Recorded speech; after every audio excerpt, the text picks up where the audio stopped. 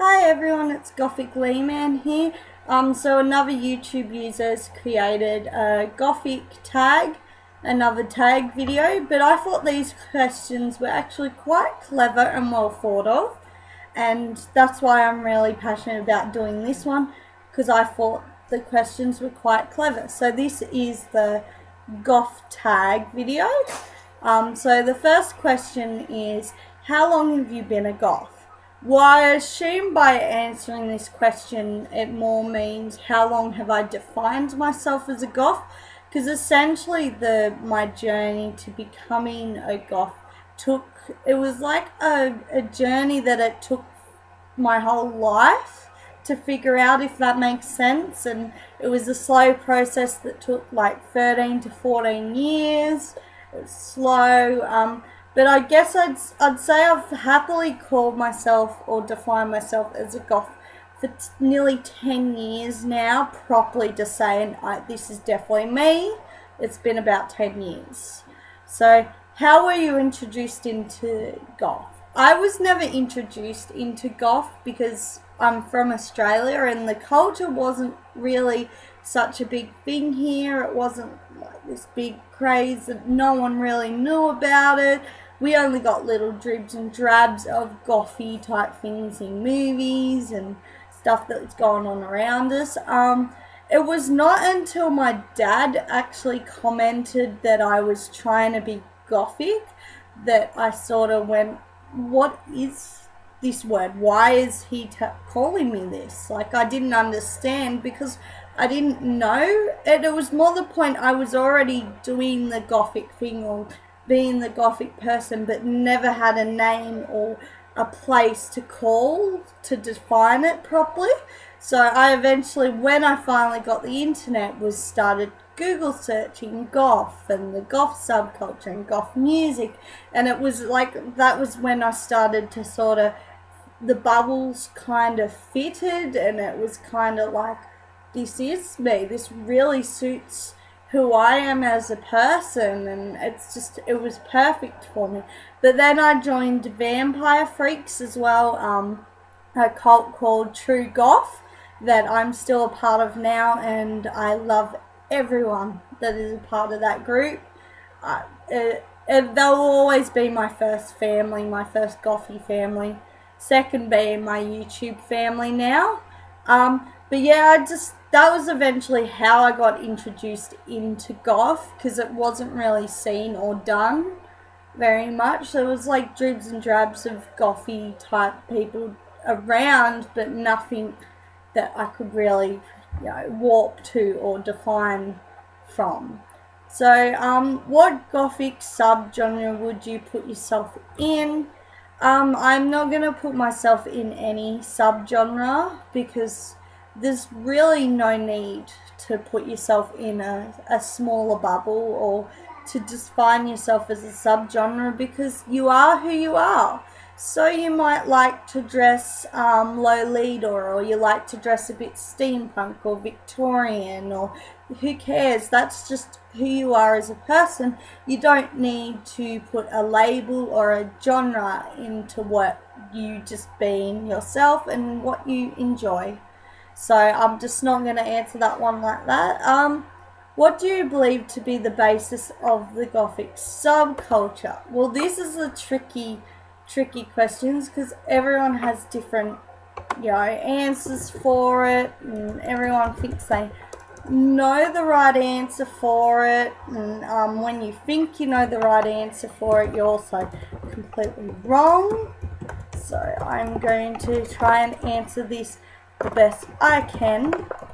And of course, I'm going to offend people, and I'm not going to offend people, and that's just part of life, if that makes sense. Well, of course, we all know the Gothic subculture is a music-based culture. The music did make the beginning of the culture. We all know that. It was from Joy Division, saying the word Gothic, then other bands just got clumped into the label of goth, and it's grown from there. So this is my answer. Goth to me is seeing a beauty in everything that is dark and mysterious and being creative. Being a goth is not just about the music, but yes, the music has a bigger impact on the gothic world, but is not everything. Yes, the gothic subculture started off as the offshoot of post-punk 1980s, it was an offshoot of them. But it has been around a lot longer, and before that, goth started off as a literature culture and architecture, medieval ruins, and Edgar Allan Poe, Lovecraft literature. There have been dark influences in everyday life for a very long time, way before there was a clump of this is gothic and this is a part of the artwork. There's great paintings with Victorian dark aspects to everything. Goth has been around shocking and scaring the world for a very long time, keeping itself hidden and underground. It was a mainstream, it was taboo, it wasn't always about being a misfit and not fitting in. It was just not a done thing. These things gave people new ideas and opened the idea of the horror genre, and gave people this inspiration to start noticing darker things and scary. You think someone like Jack the Ripper and any serial killer, they believe that they're artists. Even though the world thinks what they do is horribly wrong and is disturbing and those people should never exist, in those people's minds, that is art to them. That is what they're passionate about. That's what inspires them. And it's sort of the same with the gothic subculture. It's sort of, we get inspired, we get inspiration from darker, horrible things, may it being decapitation, or may it being not so brutal like that, but it just, anything that's considered dark and scary and doesn't quite fit into the norm is essentially what draws a person to a gothier sort of interest in a gothier lifestyle. It's enjoying the morbid side of life and finding humor and finding something a bit more upbeat to things that are a bit more morbid and not quite the done thing, if that makes sense.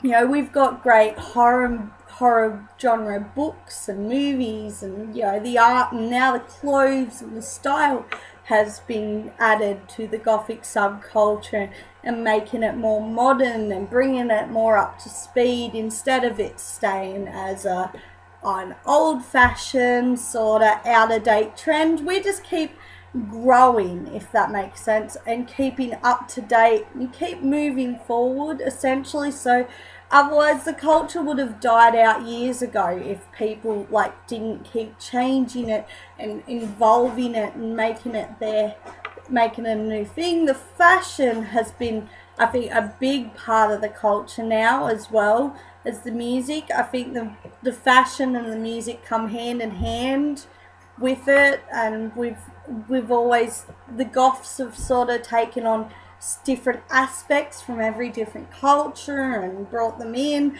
and created them as their own and made their own unique styles. And of course, but we always define gothy sort of fashion as fishnets or lace or corsets or platform boots or latex or Victorian chokers, darker makeup, hair, different ways, different colours, different styles.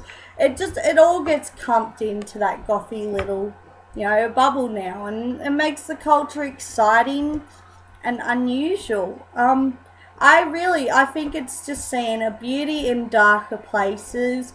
Seeing the horrors of life as something really beautiful and unique, being open-minded, and I'm a big believer in spirituality, being comfortable and being happy with your spiritual self and who you are, because being a goth takes confidence and pride in yourself and your self-worth. the fashion and being an individual is a big part that defines a Gothic person, because you are your own person, and just having an appreciation and a joy for like darker literature, darker music, darker movies. This is all a part of the Gothic subculture. Of course, the music, the bands that will always come in my mind first as being Gothic is of course like Susie and the Banshees, Sister and Mercy, Bauhaus, Peter Murphy, Billy Idol. Like all them will always be, when they talk about Gothic music, they're the first bands that come to my mind. Are like, Sex Child and all them. They'll always be the bands that started the culture and defined the culture. But it's okay I think it's a funny one now, because it's okay to like non-Gothic bands too, because of course we all have other interests, but that's essentially me trying to summarize the Gothic culture, because it's really hard to summarize now, because it's just an evolution. The Gothic subculture is an evolution. It is never ending, and it is always changing and growing, and it's always going to be different. There is always someone that's going to come along and bring a new aspect that'll open up the goths' eyes and will start a movement to change.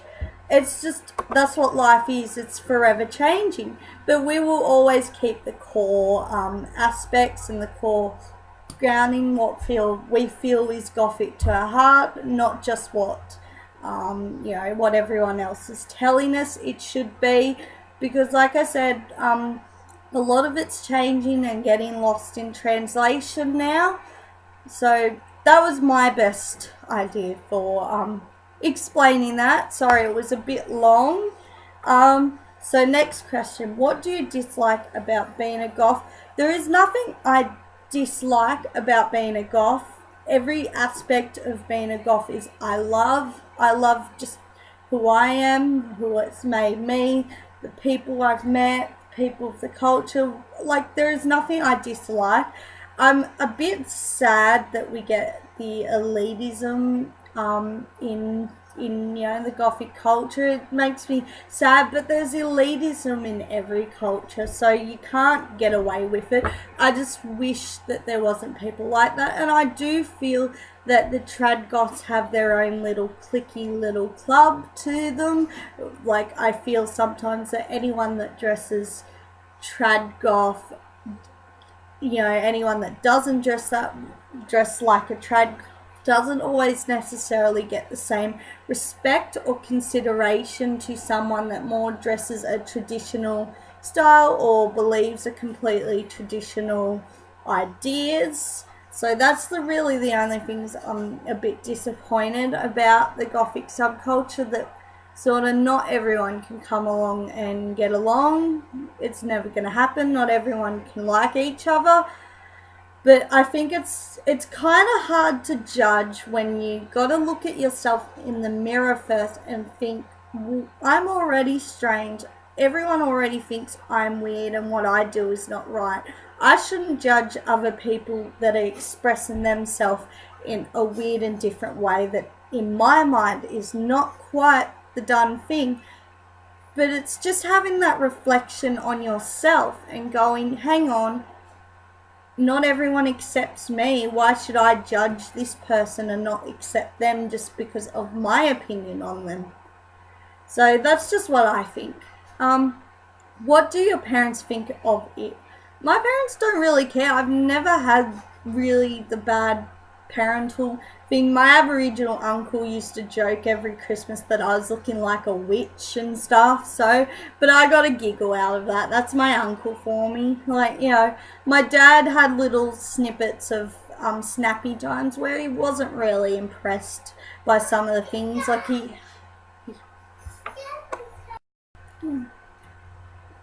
what I think happens to all parents is they have this certain expectations, or they have this picture on what kind of life that their kids are gonna lead to, or what kind of life they want to see for their children.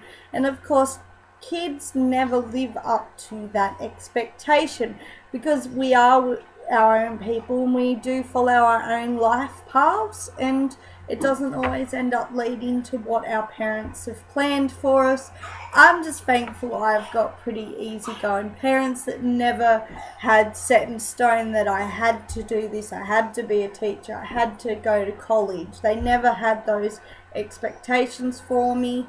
So I was able to set my own path and, follow my own life.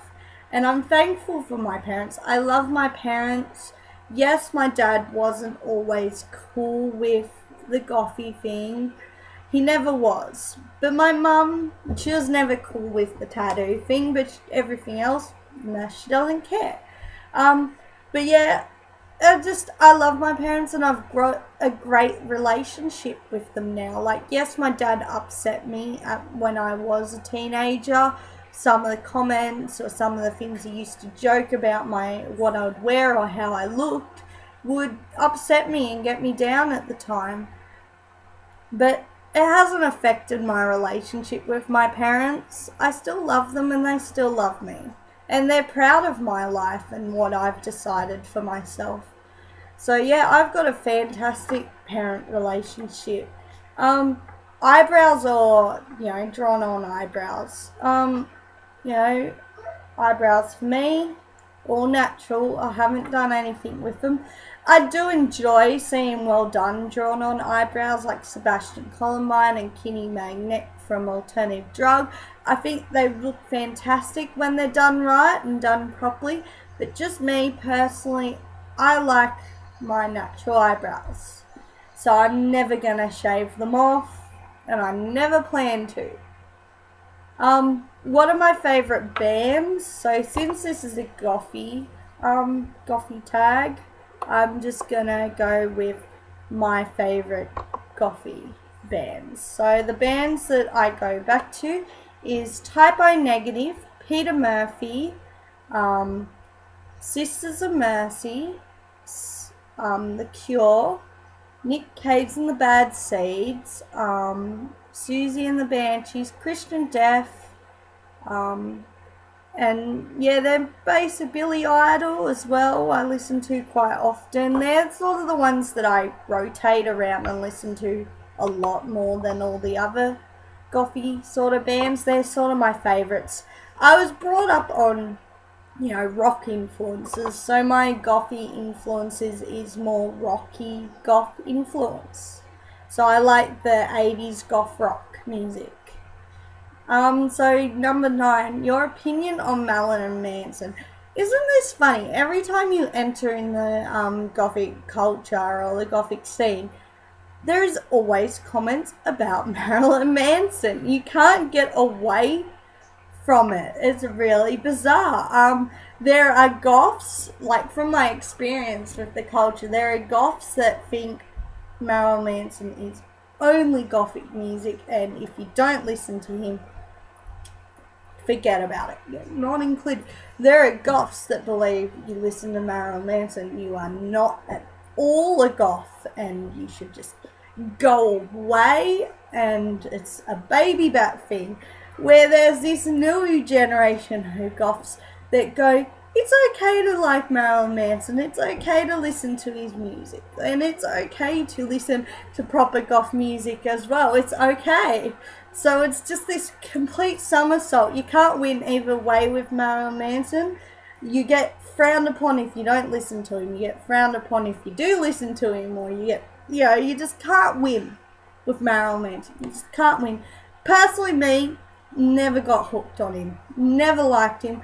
I was brought up on musical talent, thank you very much. My father brought me up on Stanley Clarke, Eric Clapton, Neil Young, all the greats. So to me, he is not music talent at all. There is no talent to him whatsoever.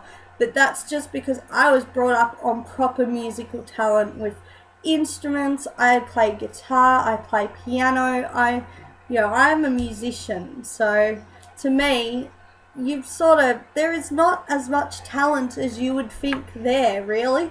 I think it's more of his appearance that attracts people than anything. I'll give him credit. I do enjoy two of his songs. Two songs I like and I will still always like. Maybe there's an album I can enjoy in him, but I never got interested in Marilyn Manson. Never. Like, he just never appealed to me. But at the time that Marilyn Manson was around, I was listening to Sisters of Mercy and all those other bands anyway. So, of course, my opinion was quite elitist, I guess you would say, in that sense, when I was, learning about the Gothic subculture. So I did have a elitist opinion when I was first starting out to Marilyn Manson. I probably still have a elitist opinion now, but that's just because I'm a musician and I like what I like, really. But I'm not going to judge anyone for liking Marilyn Manson, because that's just who they like and who their taste. But just to me, his look is not appealing to me at all. His music is not really as appealing either. So number 10, what were your back days like? I was a very shy kid I was very nervous, very shy. I sat alone a lot in class. I didn't really communicate or talk to other people. I had a lot of anxiety issues as well. I wasn't depressed. I was just a very nervous person. So it was really, my baby back days were just very awkward for me, if that makes sense, because I was so shy. I was the nervous kid. But yeah, it was awkward for me. I didn't really dabble until the makeup until I was a lot older. If you might as well say I wasn't really dressed that nice, if that makes sense. My style wasn't quite there. My makeup wasn't quite there. But that was just because of me being so shy and bottled up that I didn't really express myself creative wise with my clothes and my makeup and my hair until I was a lot older and I was at a point where I was a little bit more comfortable with myself.